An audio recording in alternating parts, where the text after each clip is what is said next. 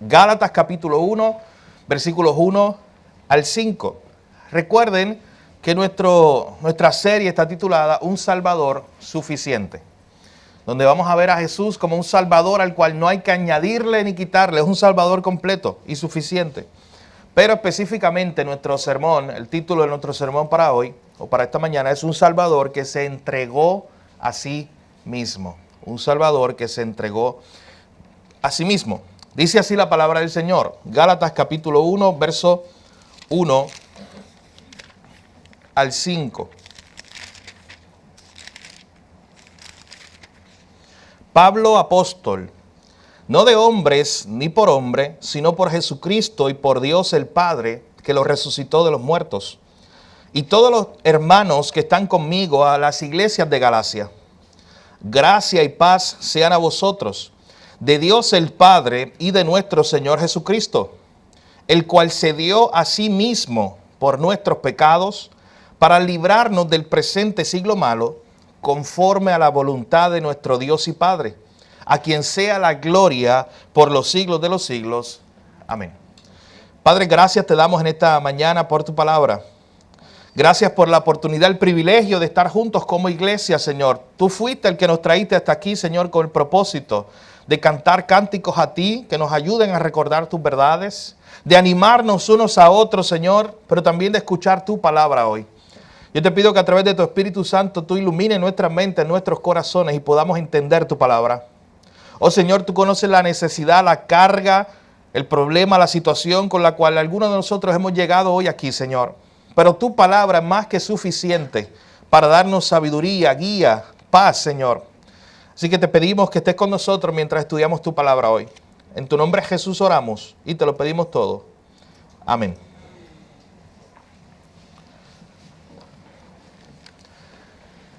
¿Te imaginas por un momento tener la esperanza de todo un pueblo en tus hombros? O sea, en otras palabras, que todo un pueblo, toda una nación dependa de ti para algo. De eso se trataba lo que llaman la esperanza olímpica.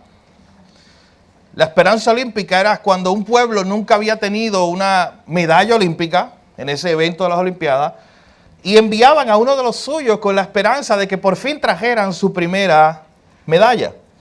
Y esta pequeña historia con la cual vamos a comenzar hoy y que tiene que ver con lo que vamos a hablar, nos lleva a pensar algo de Japón, específicamente a principios del siglo pasado, principios del siglo XX. Para que ustedes tengan una idea, se hicieron unas Olimpiadas en Japón hace muy poco, se llamaron Tokio 2020, y allí los japoneses se llevaron 27 medallas de oro, que para ellos era un gran logro para ellos y para todo atleta. Pero a principios del siglo XX esto no era así, Japón no tenía una medalla olímpica. Habían puesto la esperanza en un jovencito en el cual creían que podía él mover la idea de traer por fin una medalla olímpica a su país. Este jovencito de apellido Kanakuri era un gran corredor a principios del siglo XX. Él era el que había hecho todas las marcas de su pueblo. Era un jovencito que estaba listo para ir a las Olimpiadas y ganar la primera medalla olímpica para su país, Japón. Todas las esperanzas estaban en él. Todo el mundo hablaba de él y todo el mundo podía afirmar y creer y decir, este nos va a traer una medalla olímpica. Desde Japón hasta Estocolmo, donde eran las Olimpiadas en 1912, él tuvo que hacer un gran viaje por bote y por tren de 18 días. Así que él viajando por bote, por barco y por tren, 18 días para llegar a Estocolmo, donde iban a ser las Olimpiadas de 1912. La carrera de él era la carrera del maratón, los 42 kilómetros, era su especialidad. Todas las esperanzas estaban puestas en él, una nación completa para que él trajera la primera medalla de oro a su país. Interesante es que este hombre comienza a correr y le pasaron muchas cosas. 18 días para llegar allí. Él estaba muy cansado para ponerse a correr un maratón. Cuando llega al lugar, antes de la carrera, tiene que comer algo el día antes. Y ¿sabes qué? Le cae mal la comida en ese lugar. Así que comienzan a ocurrir una serie de cosas que no iban bien. Y la gente que se sabía podía decir, oye, las esperanzas se están esfumando de que este hombre nos traiga la primera medalla olímpica. Así que él comenzó a correr la carrera del maratón. Todo el mundo tenía sus ojos puestos en él, especialmente los japoneses. Comenzaron a correr y después de 30 kilómetros, recuerden que el maratón son 42, después de 30 kilómetros corriendo, una buena carrera, el hombre decide en el camino pararse en una casa porque ya estaba muy cansado a pedir agua. El hombre se para allí en esa casa, pide agua, comienza a hablar con los residentes, se siente muy cansado y se sienta en un mueble. ¿Y sabes qué ocurre? Se queda dormido. Se levanta a la mañana siguiente. Ya la carrera había acabado. Los japoneses tienen un sentido muy grande de honor. Para ellos era una humillación muy grande, para él especialmente, el no haber ganado esa carrera, esa medalla de oro, cuando las esperanzas estaban en él.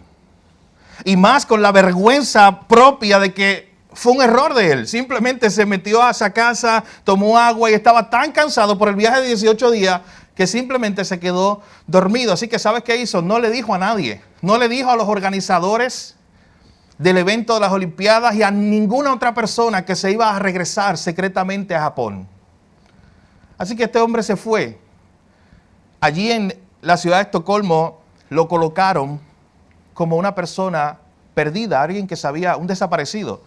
Y estaban todos preocupados porque un atleta internacional había desaparecido y por muchos años estuvo en la lista de personas desaparecidas porque literalmente desapareció.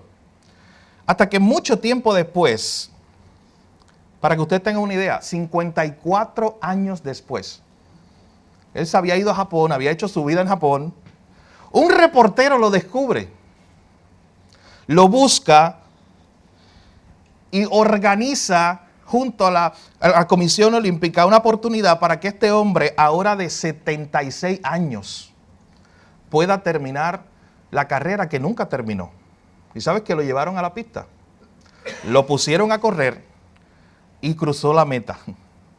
De hecho, le dieron un récord como la persona más lenta en terminar un maratón olímpico. Y tiene hasta el dato. Usted sabe que en esto de los deportes y récord olímpico hay datos. Tardó en completar el maratón 54 años, 8 meses, 6 días, 32 minutos y 20.3 segundos. Tiene un récord olímpico. La historia de este hombre es real. Y lo interesante y lo que me llama a mí la atención es que las esperanzas de todo un pueblo en un momento dado estaban puestas en él, pero él falló. Todo el mundo creía que por fin había llegado la persona que nos iba a traer nuestra primera medalla olímpica, pero simplemente él falló y no lo logró. Mi hermano, todo esto que estoy hablando, toda esta historia, no es para que usted conozca un poco más de un dato histórico de las Olimpiadas o una historia curiosa. Es para que usted compare hoy, específicamente el verso 4, del que tenemos delante en nuestro sermón. Para que usted compare a nuestro Salvador, el que estuvo dispuesto, aquel en cual todos pusieron su esperanza, aquel que tenía una misión, vino a la tierra, la logró. Y como veremos en esta mañana, todas las esperanzas que se pusieron en él, nadie quedó defraudado. Nadie quedó defraudado. Y lo más interesante de esta historia es que hasta hoy, cuando usted conoce la historia del Evangelio, la historia de Jesús, todo aquel que pone su fe en él y pone su esperanza en él, no queda defraudado. En esta mañana veremos a Jesús como un Salvador que se entregó a sí mismo. Un Salvador que era el único que podía salvarnos y estuvo dispuesto a hacerlo. Y no se quedó a mitad. Ese llegó hasta la meta, ese llegó hasta el final. Ese completó el proyecto de salvación que tenía para ti y para mí. Esta serie que comenzamos hoy sobre el libro de los Gálatas, recuerden que comienzan Hechos. La semana pasada estuvimos en Hechos capítulo 13, viendo cómo Pablo junto a Bernabé se montan en un bote y comienzan los primeros viajes misioneros. Y van a la región de Antioquía, de Frigia, y van a Iconio, a Listra, todas esas ciudades que aparecen en Hechos capítulo 13 y 14. Pablo comienza a predicar en las sinagogas y usted recuerda lo que ocurrió. Lo botaron, lo apedrearon, lo expulsaban de todo lugar. Así que él se iba a predicar a los gentiles y los gentiles, que eran los no judíos, comenzaban a convertirse en gran manera. Ese es el nacimiento de la iglesia de los Gálatas. Hubo un problema. Se habían levantado algunos maestros a decir, oye, nosotros somos una iglesia judía.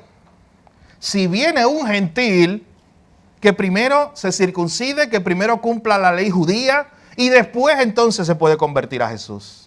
Y después entonces puede tener salvación. Así que se formó todo un debate. Y la iglesia tuvo que reunirse. Eso lo vimos el pasado domingo, Hechos capítulo 15, un concilio, una reunión de los líderes de la iglesia. Para decir, oye, ¿qué vamos a hacer? Porque la iglesia está creciendo. Vamos a hacer una iglesia de solo judíos y otra iglesia de solo gentiles, personas que no sean judías. Y usted recuerda el discurso de Pedro, especialmente, uno de mis favoritos. Cuando Pedro se levanta allí en ese discurso y dice, ¿sabes qué? Yo lo estoy parafraseando. Yo no los invité. Pedro dice, quien invitó a los gentiles a la iglesia fue Dios. Fue a Dios que se le ocurrió tomar a gente que es bien diferente culturalmente y unirlos a un solo pueblo. Fue a Dios que se le ocurrió eso. Dios también quiso darles el Espíritu Santo. Dios también quiso salvarlos. Y usted recuerda lo que ocurrió. Después se levantó Santiago, otro líder de la iglesia, y dijo lo mismo. No los molestemos, no les pongamos más carga, porque ya Jesús murió por ellos y eso es suficiente. Y es importante eso que ocurrió en el libro de Hechos, porque desde la historia de la iglesia primitiva, mis hermanos, se nos mostraba entonces que para una persona ser salva no necesita a Jesús y un poquito más. Se nos mostraba desde el inicio que para una persona ser salva necesita solo a Cristo. Solo es suficiente confiar en Él para salvación. Así que Pablo había salido en un segundo viaje misionero por todas esas iglesias llevando esta carta de Hechos 15 que decía que no debemos molestar a los gentiles, a gente que no es judía, para que se convierta en el cristianismo, sino que si ellos ya confiaron en Jesús, eso era suficiente. Pero mis hermanos, queremos ver que ese era el contexto en el cual Pablo luego escribe esta carta. De hecho, la mayoría de los autores bíblicos o comentaristas bíblicos, están de acuerdo en que Pablo escribió Gálatas unas semanas antes de que se hiciera esa reunión o ese concilio. Por el mismo problema. El problema de gente que había allá en esa región de Galacia, de donde eran los Gálatas, gente que estaba diciendo que para salvarte necesitabas a Jesús, más esto, más aquello, más lo otro.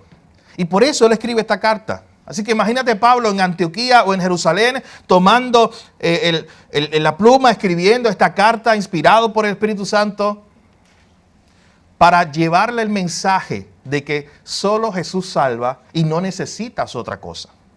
De hecho, yo quiero que usted sepa, mi hermano, que probablemente usted está delante del libro más antiguo de todo el Nuevo Testamento. La carta a los Gálatas es el libro más antiguo, es más antiguo que todos los demás libros. Es más antiguo que Romanos, es más antiguo que Mateo, es más antiguo que Marcos, que los mismos evangelios. La carta de Gálatas es el documento más antiguo que tenemos de todo el Nuevo Testamento. Lo escribió Pablo después de su primer viaje misionero, cuando todavía los evangelistas no se habían sentado a escribir sus historias de Mateo, Lucas, Juan. Ahí ya estaba Pablo escribiendo esta carta. ¿Y por qué esto es importante que lo sepamos? Bueno, porque si esto es muy temprano en la historia de la iglesia, miren los conceptos que nos va a enseñar esta carta acerca de Jesús. O sea, esa idea de que Jesús es Dios, esa idea de que Jesús no es simplemente un maestro más o un profeta más. Y también nos va a mostrar esta carta, que es la carta más temprana o el libro más temprano del Nuevo Testamento, ese enfoque de la iglesia primitiva en que la gente solo pusiera su mirada en Jesús y la gente no pusiera su mirada en los hombres. Y la gente no pusiera su mirada en otra cosa, porque lo que Pablo estaba diciendo a través de la carta a los Gálatas, ¿sabes qué era? Que no hay esperanza fuera de Jesús. Que no hay alguien o algo que salve, no salve como lo hace Jesús. Así que este libro nos va a presentar importantes verdades acerca de Jesús y su evangelio. ¿Y tú sabes por qué Pablo escribe esta carta también? Bueno, habían unos retos. Pablo tenía unos retos bien particulares. Eran dos cosas principales a los cuales Pablo está respondiendo en esta carta. Número uno, estaba esta falsa enseñanza que decía que necesitabas añadirle algo a Jesús.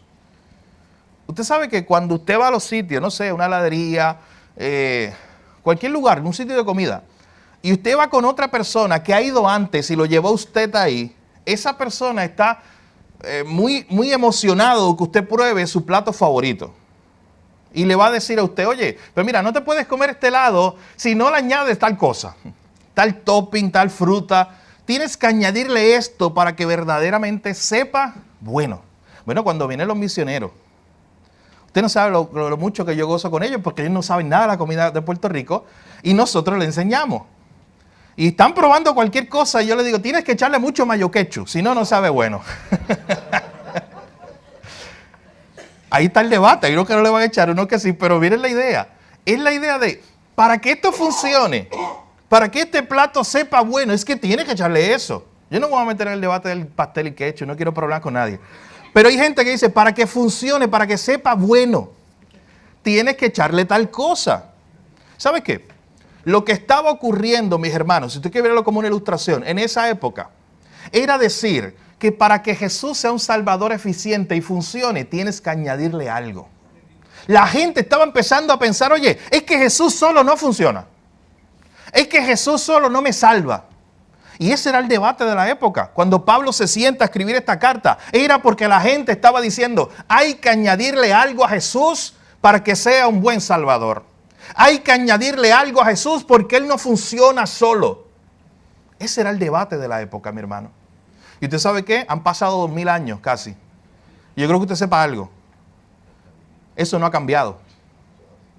Por ahí todavía usted escucha muchos mensajes que dicen, hay que añadirle algo a Jesús. Porque el Jesús ese de la Biblia, eso no funciona. Y usted sabe que la gente le añade 1000 cosas. Cada uno le añade algo diferente.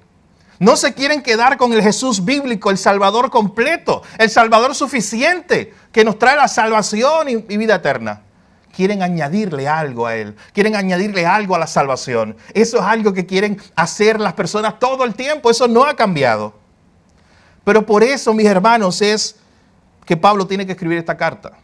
Y yo se la estoy resumiendo, toda la carta va a tratar de eso. Pablo resaltar que Jesús es un Salvador suficiente, que no hay que añadirle nada para que Él sea un buen Salvador. Pero también había ocurrido algo. La gente no solamente estaba dudando del mensaje, ¿sabes qué? La gente estaba dudando del mensajero. La gente estaba dudando de Pablo. Y especialmente habían unos líderes que incluso habían estado en el ministerio de Jesús, o sea, habían conocido a Jesús activamente en su ministerio y dudaban de Pablo. Y decían, oye Pablo, pero es que tú no estuviste ahí cuando Jesús sanó al paralítico. Oye Pablo, pero es que tú no estuviste cuando Jesús sanó al leproso. Y es verdad, Pablo no estuvo allí. Recuerden que Pablo conoce a Jesús más adelante, cuando Pablo es un perseguidor de la iglesia y Jesús, el Jesús resucitado, el Jesús que ya murió y resucitó, se le aparece un día a Pablo en el camino y lo salva. Así que había gente cuestionando el mensajero y el mensaje. Y yo creo que usted vea los 5 versículos que tenemos para esta mañana de esta manera.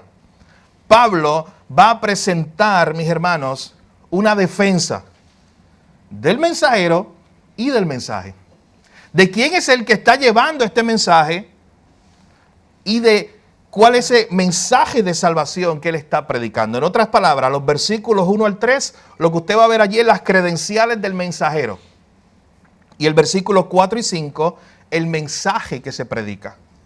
Pablo tiene que defenderse. Pablo tiene que presentar esta defensa acerca del evangelio que él está llevando. Y yo creo que usted sepa algo. No sé si usted lo notó simplemente cuando lo leyó en su hogar o aquí cuando dijimos el amén del verso 5. Pero esa carta se pudo haber acabado ahí. Ya explicaba el evangelio. Mi hermano, esta carta es única. Miren lo que hace en medio del saludo. Pablo simplemente está saludando y ya explicó el evangelio. Una cosa increíble. Solamente los primeros 5 versos. Pablo explicó quién era él y el mensaje que él predicaba. Así que eso es lo que vamos a estar viendo en esta mañana. Los versículos 1 al 3, nuestro primer punto. Una encomienda dada por Dios. Lo primero que Pablo quiere resaltar aquí es que él no es un mensajero que trae su propio mensaje. Él no es un mensajero que un día soñó un mensaje y se lo quiso traer a estas iglesias de Galacia. Un mensaje que él inventó. No, mi hermano, Pablo quiere dejar muy claro en los versos 1 al 3 que él es un mensajero porque él fue enviado a llevar un mensaje. Que él es un mensajero y que ese mensaje que él lleva no es un mensaje de él. Alguien más se lo dio. Miren conmigo, vaya al verso 1. Él comienza a presentarse. Pablo, y noten el título que rápidamente se pone para sí mismo. Apóstol. Y esto llamaba la atención de mucha gente porque decía, oye, me perdí. No eran los 12 apóstoles los primeros. Y mucha gente en la época se preguntaba por eso. ¿Cómo que Pablo también es un apóstol? Usted sabe que en este pasaje y en otros, como el libro de los Hechos, hay principios para nosotros determinar o ver bíblicamente quiénes eran los apóstoles. Los apóstoles eran personas que habían estado con Jesús, habían conocido a Jesús, habían participado de su enseñanza, de su ministerio, pero lo más importante para un apóstol, que no se cumple hoy, es que hubiera sido directamente comisionado por Jesús. O sea, que Jesús de frente a frente le hubiera dicho, oye Pedro, ven, sígueme. Oye Mateo, ven y sígueme. Oye Pablo, se le apareció Pablo en el camino a Damasco, ven y sígueme. Eso hacía un apóstol. Cuando Jesús estaba comisionando a estas personas y cuando habían sido testigos de la resurrección de Jesús. Usted sabe que eso es un título que se ha utilizado, se ha mal utilizado hoy. El título de apóstol, pero nadie cumpliría las características que están ahí en el Nuevo Testamento de lo que fue un apóstol, específicamente de haber sido testigo de su resurrección original, de haber estado en el ministerio de Jesús y de haber sido comisionado por Jesús. Pero usted sabe que Pablo cualifica. De hecho, Pablo se ve a sí mismo, en otra ocasión él lo dice, como el último de los apóstoles. ¿Por qué? Porque Pablo fue testigo de la resurrección de Cristo. Cristo se le apareció, el Jesús resucitado. Pablo fue enseñado por Jesús. Se nos dice que Jesús mismo sacó tiempo y le enseñó a Pablo muchas cosas. Y sobre todas las cosas importantes, Pablo fue comisionado por Jesús. Pablo no se envió a sí mismo. Mi hermano, hoy tendremos el testimonio de una de nuestras misioneras.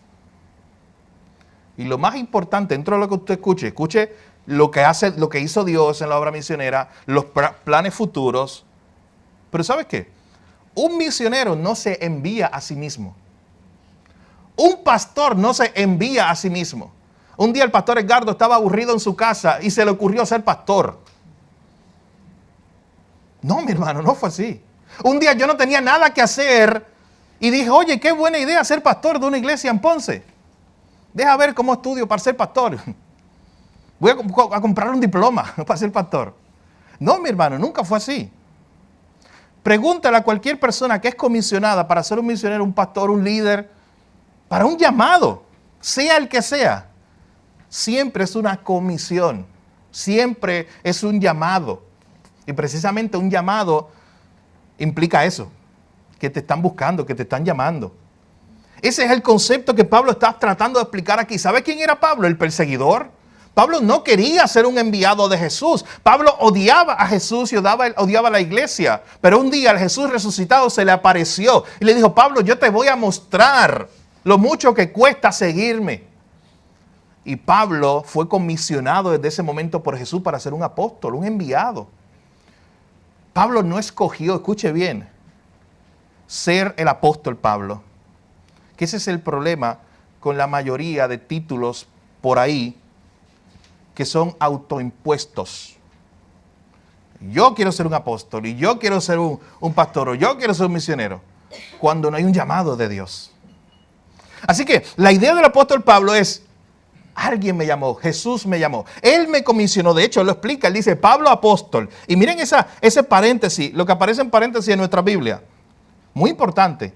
No de hombres, ni por hombre, sino por Jesucristo y por Dios el Padre, que lo resucitó de los muertos. En otras palabras, mi hermano, Pablo está dejando claro desde el verso 1 a esta iglesia, donde hay tantos problemas, donde están dudando de su llamado, y está diciendo, oye, a mí quien me llamó no fue fulano o sultano. Yo estoy aquí porque me llamó Dios. Fue Dios, ese Dios que resucitó a Jesús de los muertos, ese Dios, esa resurrección de la cual yo fui testigo, ese Dios, ese Jesús fue el que me llamó a mí. De hecho, hay algunos autores comentaristas que explican este verso de la siguiente manera. Cuando Pablo dice, yo soy un apóstol, no de hombre, ni por hombre. Mira lo que le está diciendo. Mi llamado no vino de los hombres. Mi llamado directamente, mi comisión directamente, me la dio Dios. Me la dio Jesús. No fue Pedro el que me dio un título. No fue Santiago, el otro de los apóstoles, que me dijo, oye, desde hoy eres un apóstol. No fue Juan, el otro, el que le dijo, Pablo, desde hoy tú eres un líder de la iglesia. No, fue Jesús mismo que me salvó, me buscó. Fue el Dios y Padre de nuestro Señor que un día me llamó, me buscó y me hizo su hijo y luego me dio una comisión. Me dio una tarea, la tarea de ser apóstol. Y usted sabe lo que significa incluso el término apóstol al final. Significa un mensajero, un enviado. Eso significa el término. Apóstol, lo que está diciendo Pablo es que yo soy un mensajero. Y recuerde, mi hermano, muy importante, aunque parezca lógico, el mensajero nunca lleva el mensaje propio. El trabajo del mensajero siempre es el llevar el mensaje de otro. Es lógico. Pero eso se ha confundido mucho, especialmente en los contextos cristianos. Se supone que un mensajero de Jesús esté llevando el mensaje de Jesús, no el mensaje que él quiera llevar. Así que Pablo está comenzando en el verso 1 diciendo, yo soy un apóstol, no de hombre ni por hombre, no fue alguien que me llamó, no fue que yo me lo inventé y yo estaba aburrido y un día quise ser apóstol, un enviado de Jesús, no, fue Jesús que me llamó y me comisionó. Y luego dice, todos los hermanos que están conmigo, le escribimos a las iglesias de Galacia. Probablemente él estaba en Jerusalén o en Antioquía cuando él escribe esta carta. Y él dice, mira, todos los hermanos que están aquí conmigo, te escribimos este saludo. Luego aparece el versículo 3, gracia y paz sean a vosotros de Dios Padre y de nuestro Señor Jesucristo. Usted sabe que normalmente ese es el saludo con el cual Pablo comenzaba sus cartas, gracia y paz. Pero esta es la primera vez que lo hace, porque este es el primer libro del Nuevo Testamento. Y el pastor John MacArthur ha explicado este versículo de una forma increíble. Escuchen lo que dice este pastor sobre este versículo 3. Cuando simplemente Pablo está saludando a estos hermanos con estos dos términos, que la gracia y la paz de Dios Padre y del Señor Jesucristo estén con ustedes. Mira lo que él dice. Hasta el saludo típico de Pablo fue un ataque contra el sistema legalista de aquellos falsos maestros. Si la salvación es por obra, como ellos estaban enseñando, entonces no es por gracia, como dice Pablo aquí. Y no puede resultar en paz, porque nadie puede estar seguro de tener obras suficientes para tener seguridad y paz eterna. Así que aún este saludo que Pablo lo está llevando de que la gracia de Dios, que la paz de Dios esté con ustedes, refleja, mis hermanos, lo que es el verdadero evangelio. Para que el hombre tenga paz con Dios. Esa paz con Dios solamente es a través del acto de gracia que hace Dios, enviando a su Hijo Jesucristo. ¿Sabe a qué me acuerda esto?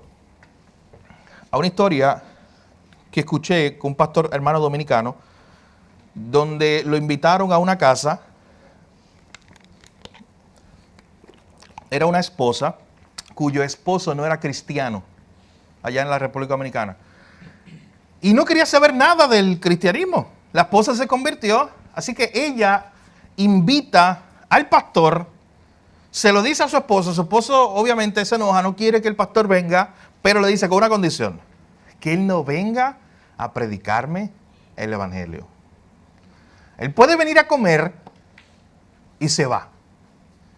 Y su esposa le dijo, pues está bien, y le dice, pastor, mi esposo me dijo que tú puedes ir a casa a comer, vamos a comer, vamos a pasar bien, pero que no prediques el evangelio. Y el pastor le dijo, ok, está bien.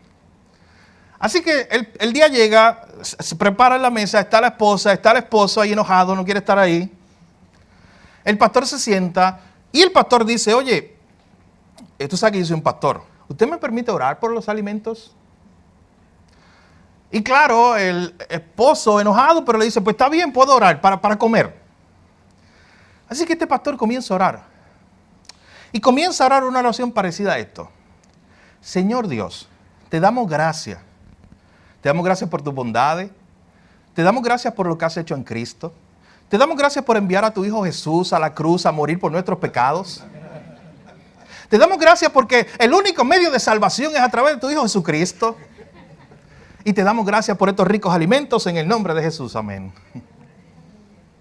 Le predicó el Evangelio. Completito. Y lo interesante de esto es que lo que está haciendo Pablo aquí es lo mismo. Pablo en el saludo, lo que parece corriente. Mi hermano, la carta se pudo haber acabado ahí en el verso 5, lo vamos a ver ahora. Pero Pablo en lo que parece corriente, en ese saludo que le está diciendo que la gracia y la paz de Dios sea con ustedes a través de Cristo. Ese es el Evangelio. Porque la única forma que el hombre tiene paz con Dios y recibe la gracia de Dios es a través de Cristo.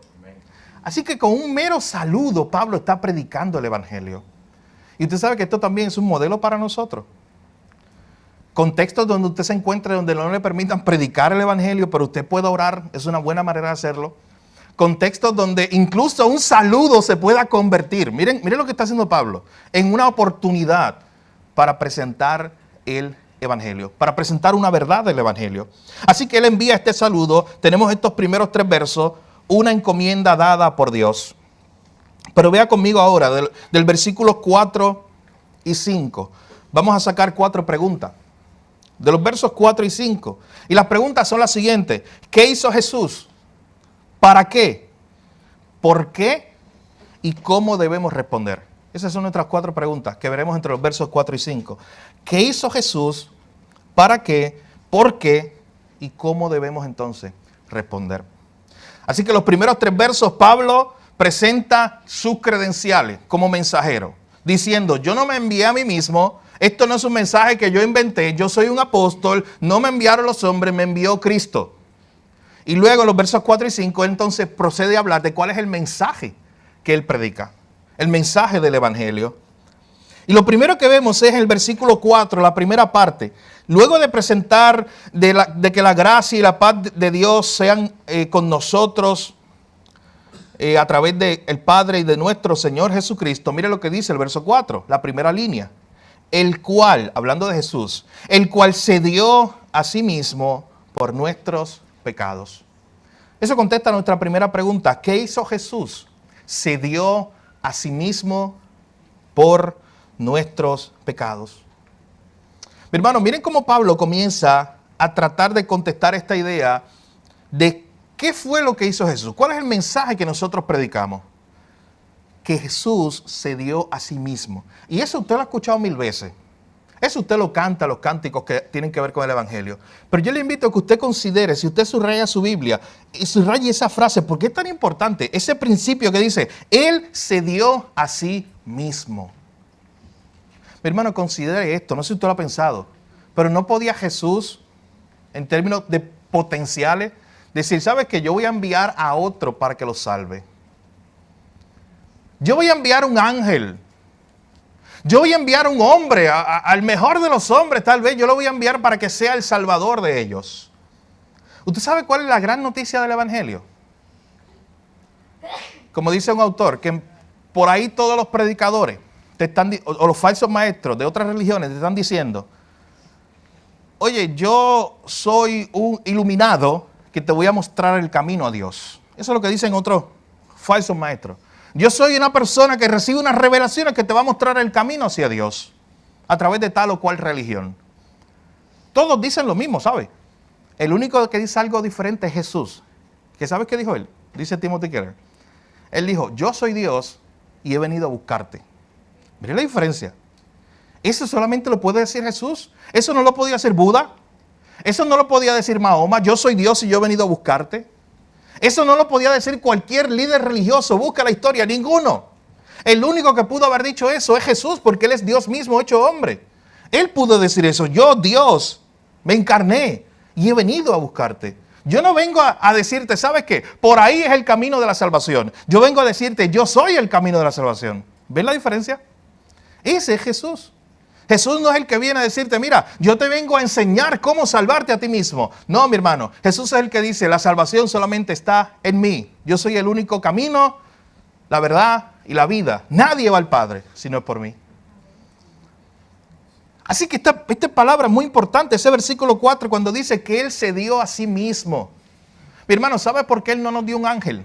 Ni aun el mejor de los ángeles. Porque ni aun el mejor de los ángeles podía salvarnos.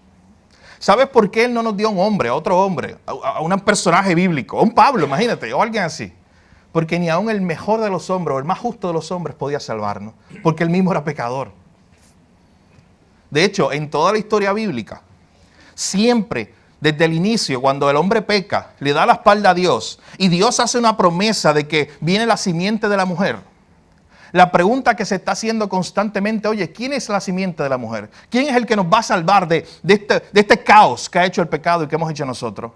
Y usted pasa todo el Antiguo Testamento y ¿sabes qué hace cada página del Antiguo Testamento? Tratar de contestar esa pregunta. ¿Quién es?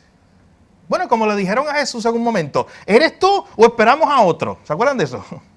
Pues así mismo era en todo el Antiguo Testamento. ¿Sabes que cuando llegó Noé, las esperanzas estuvieron en Noé? Y la gente estaba pensando desde su propio padre, pensando, oye, ¿este será la simiente de la mujer? No sabían. ¿Este será el Salvador? Era un hombre justo, era un hombre recto, un hombre obediente. Ocurre el arca de Noé, la famosa historia, una gran victoria para Noé y su familia. El Señor los salva, los protege. ¿Y usted sabe qué pasa después? El barco queda allí en una montaña. Se bajan del barco y Noé se emborracha. Ese no es. Tienes que buscar a otro. Tienes que seguir buscando. Ese no es.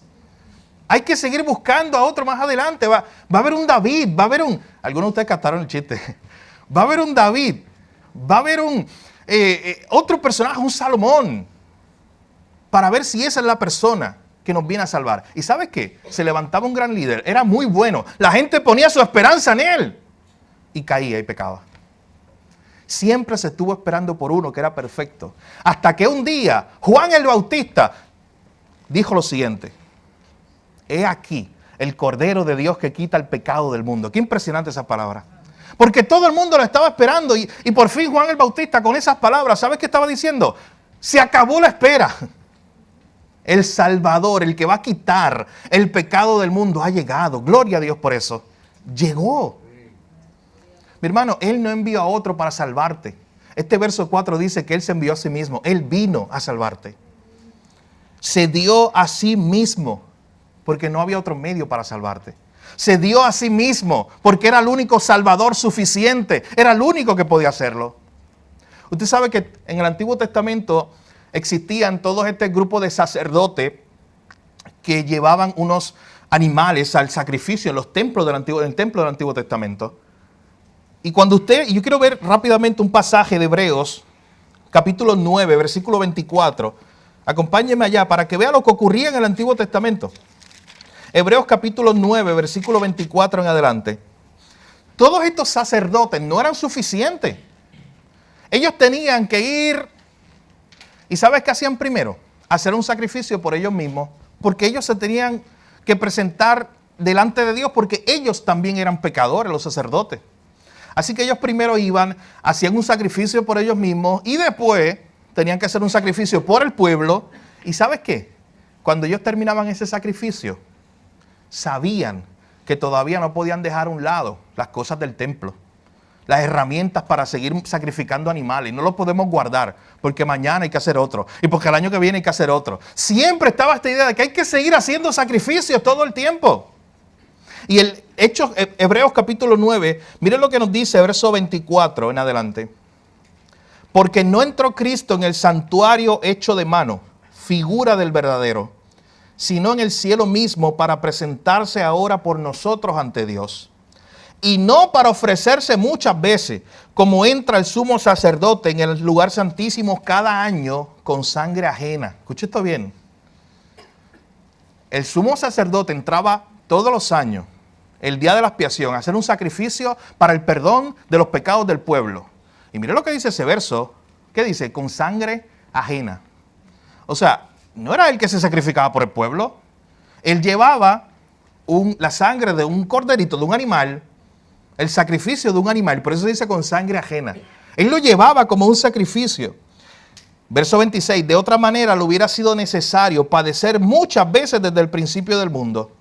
Pero ahora, en la consumación de los siglos, Cristo se presentó una vez y para siempre por el sacrificio de sí mismo, lo que acabamos de leer en Gálatas 1:4. Se dio a sí mismo para quitar de en medio el pecado. Y de la manera que está establecido para los hombres que mueran una sola vez y después de esto el juicio, así también Cristo fue ofrecido una sola vez para llevar los pecados de muchos y aparecerá por segunda vez sin relación con el pecado para salvar a los que le esperan. Qué gran esperanza aparece ahí. Pero miren, mis hermanos, lo que está ocurriendo. Y todo el libro de Hebreos habla mucho de eso. Mientras en el Antiguo Testamento todos los años, todos los días tenían que hacer sacrificio, era con sangre ajena. No eran ellos que se estaban sacrificando, ellos estaban sacrificando unos animalitos allí. Nos dice Gálatas 1:4, y lo dice aquí también, Jesús no fue así. Jesús no fue un sacerdote que llevó sangre ajena. Jesús no fue un sacerdote que llevó otro sacrificio, un animalito o otra persona a ser sacrificada. Jesús fue un sacerdote que se llevó a sí mismo, que él mismo se sacrificó. Él no envió a otro, mi hermano. Él mismo vino, y eso es una gran verdad. La de Gálatas 1:4. Él se dio a sí mismo. ¿Sabes qué? En el Antiguo Testamento, como les decía hace unos minutos, no se podía guardar las herramientas de los sacrificios, porque todo el tiempo se tenía que seguir haciendo. Pero qué hermoso ver cuando nos dice los evangelios que cuando Cristo murió se rasgó el velo allá en el templo. Y muy pronto, ¿sabes? Que años después que Cristo murió, resucitó y ascendió, incluso el templo se destruyó providencialmente para siempre. Y Cristo incluso lo había profetizado. Todo eso era señal de que ya no se necesitaban más sacrificios. Porque allí en la cruz Jesucristo dijo en Juan 19, consumado es. Ese sacrificio de Jesús fue suficiente. A Jesús no hay que añadirle nada, mi hermano. Él es un Salvador suficiente. Nos dice Pablo, regresando allá a Gálatas 1:4, nos dice Pablo que Él se dio a sí mismo. Y ese sacrificio, mis hermanos, fue más que suficiente. Así que la primera pregunta que nos contestamos es, ¿qué hizo Jesús? Jesús se dio a sí mismo. La segunda pregunta que nos contestamos, ¿para qué? Noten lo que dice ahí, el cual se dio a sí mismo por nuestros pecados para librarnos del presente siglo malo. Mi hermano, Jesús se dio a sí mismo por nuestros pecados. No eran sus pecados. Él fue perfecto. En este verso se nos explica el Evangelio de una forma magistral, porque se nos muestra que cuando Él moría allí, Él no estaba muriendo por sus propios pecados, porque Él no pecó. Él estaba muriendo por los pecados de otros. Él estaba muriendo por tus pecados y mis pecados. Y Él murió para librarnos del presente siglo malo. Y cuando Pablo utiliza esa frase, el presente siglo malo, ¿sabes a qué se está refiriendo? No se estaba refiriendo solamente al siglo primero en el cual ellos estaban viviendo. Estaba hablando de la época de la caída. Todavía nosotros estamos bajo ese encabezado de el presente siglo malo. Estamos bajo esa idea de un mundo caído. Y Cristo nos está diciendo ese verso, se entregó a sí mismo por nuestros pecados para librarnos del presente siglo caído, para librarnos de las consecuencias de este siglo caído, de un mundo que le dio la espalda a Dios y enfrentará su juicio. Y tú sabes el único que será librado, el que esté en Cristo, el que haya sido salvado por Cristo. Así que en esta verdad del verso 4, Pablo le está recordando a la iglesia que el sacrificio de Jesús tuvo mucho fruto. Fue para librarnos de este presente siglo malo. Fue por nuestros pecados, el justo por los injustos, como dice Pedro en una de sus cartas. Así que, ¿qué hizo Jesús? Se dio a sí mismo. ¿Para qué? Lo contesta el mismo verso 4. Por nuestros pecados, para librarnos del presente siglo malo. Y aquí viene la tercera pregunta. ¿Por qué? Ahí mismo en el verso 4. ¿Por qué Jesús se dio a sí mismo? Por nuestros pecados, para librarnos del presente siglo malo. ¿Por qué? Porque éramos bonitos nosotros, porque lo amábamos a Él, porque habíamos hecho cosas buenas. Mi hermano, no, la respuesta no está en nosotros. La respuesta de por qué Jesús se dio a sí mismo por nuestro pecado, para librarnos del presente siglo malo. Miren dónde está la última parte del verso 4. Conforme a la voluntad de nuestro Dios y Padre. Oh, mi hermano, ¿sabe qué está diciendo ahí? Que Él quiso hacerlo. Cuando dice que fue conforme a su voluntad, Él quiso. Y la Biblia está llena de verdades que dicen que a Dios nadie le aprieta la mano, que a Dios nadie lo obliga. A mí me encantan los versos en la Biblia que dicen, oye, no hay nadie que le diga a Dios, ¿qué hace? Que lo cuestione. A Dios nadie lo puede mover su voluntad. Las cosas que Él hace nacen de su propia voluntad y nadie puede irse en contra de eso. Así que Jesús se dio a sí mismo por nuestros pecados para librarnos del presente siglo. Mi hermano, ¿y por qué? ¿Cuál fue la razón? Fue por el puro afecto de su voluntad. Porque Él es un Dios de gracia, un Dios de amor, un Dios de misericordia, un Dios justo. Un Dios que quiso salvarnos por su voluntad. Nunca usted encontrará en su propio corazón la razón por la cual Dios lo salvó a usted. Nunca, mi hermano. No fue porque usted era el más bueno de su familia. ¿Sabes que muchas veces a Dios le gusta salvar no al más bueno de la familia, precisamente? No fue porque tú eras el mejor que te portaba. No fue porque tú fuiste muchas veces a la iglesia y te esforzaste tanto que Dios dijo, mira, le voy a enviar un premio a esta persona y lo voy a salvar. No fue porque cuando chiquito tú eras buena gente con los amigos y los ayudabas. Y eras el mejor niño que te comportaba. No fue por eso, mi hermano. Fue conforme al puro afecto de su voluntad. ¿Usted sabe para qué? Para que al final, cuando estemos en el cielo, todos los que hemos sido salvados, ninguno se mira así al otro y diga, ¿sabes que yo estoy aquí porque yo me lo gané? Yo estoy aquí porque yo fui tan bueno. Al contrario, ¿sabes qué? Para que cada uno nos miremos y podamos decir, ¿sabes por qué estamos aquí? Por una sola razón. Por la pura gracia de Dios en Cristo. Porque Él nos salvó por su voluntad. Él quiso hacerlo. Mi hermano, no depende de lo que tú hagas o de cómo te esfuerces. Depende de que pongas tu fe en Cristo Jesús para ser salvo. Depende de una obra soberana de Dios. Él por su propia voluntad. Esto me acuerda al libro de Efesios capítulo 1.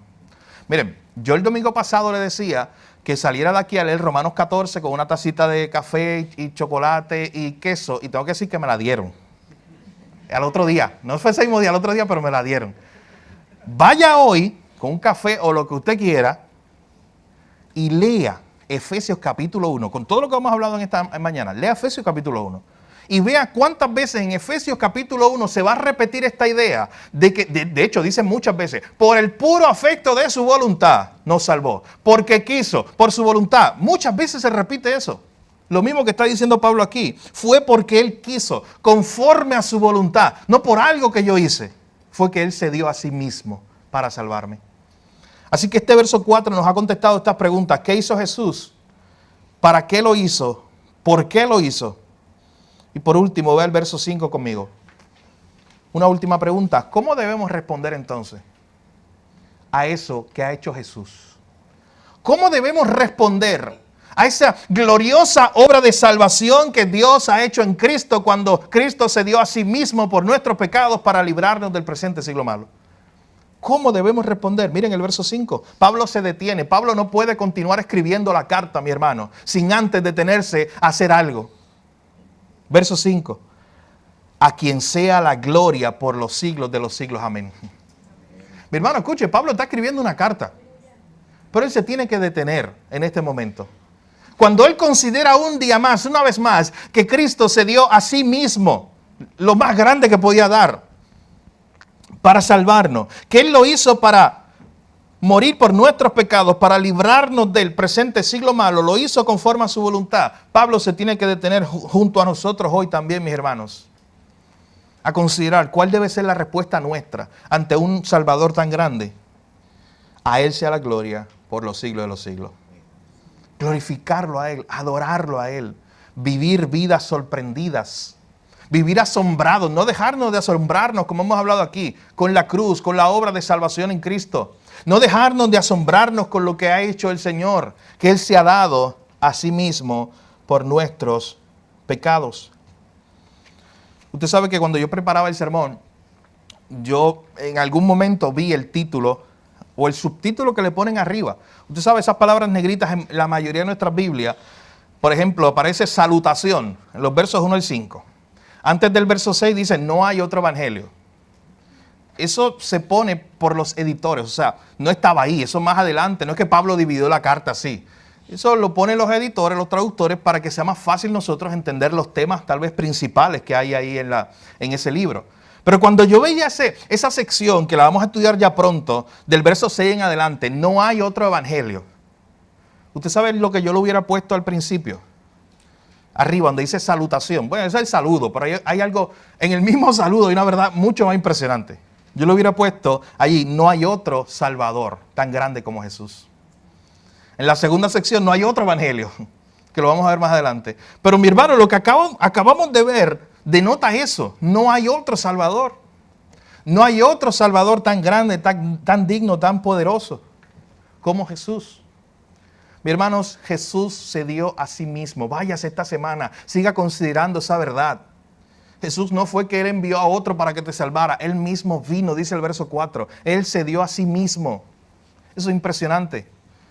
Pastor Timothy Keller, en el comentario que él escribe sobre este libro de Gálatas, dice algo muy interesante. Dice, mira, si una mujer, imagínate esta escena, él presenta esta escena, hay una dama que se está ahogando en la playa o en una piscina, y él dice, imagínate qué necio sería que esta persona se está ahogando, tú lo puedes ayudar, porque sabes nadar, porque está el escenario propio para tú ayudar a esta persona, pero qué necio sería tú ver a esa persona ahí ahogándose y decirle, espera un momento, voy a mi biblioteca a buscar el libro que dice cómo sobrevivir al mar.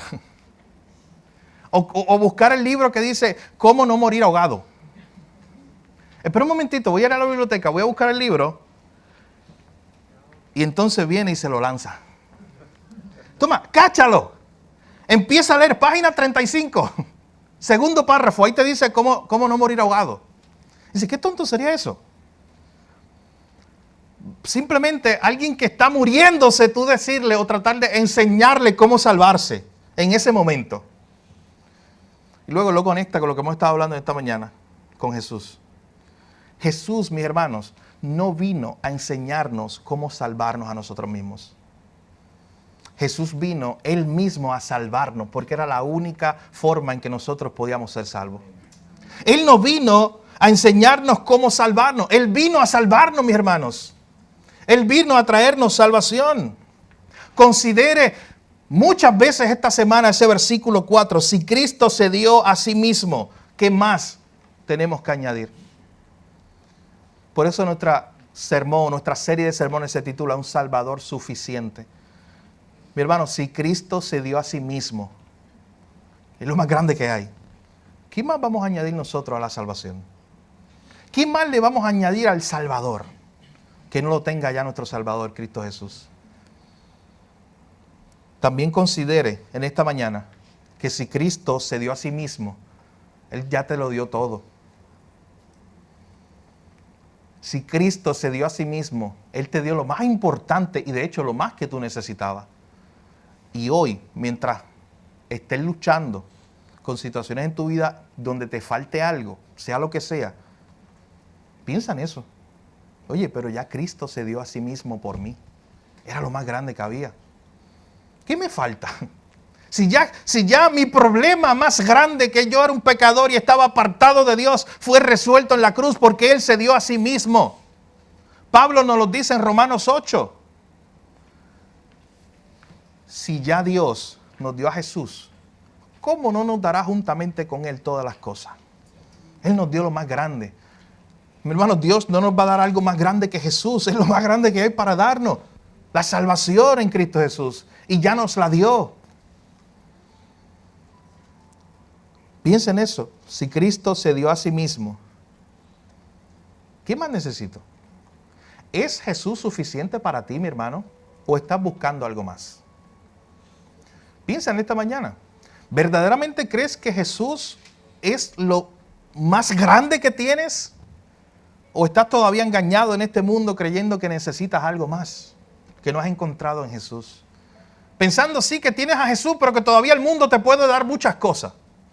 Pensando que tienes a Jesús, pero que todavía vas a ir allá afuera en tus amigos o en la profesión que tengas o en el dinero a buscar cosas. Cuando ya tienes a Jesús, el que se dio a sí mismo por ti. Piensa en esta mañana, ¿es Jesús suficiente para ti?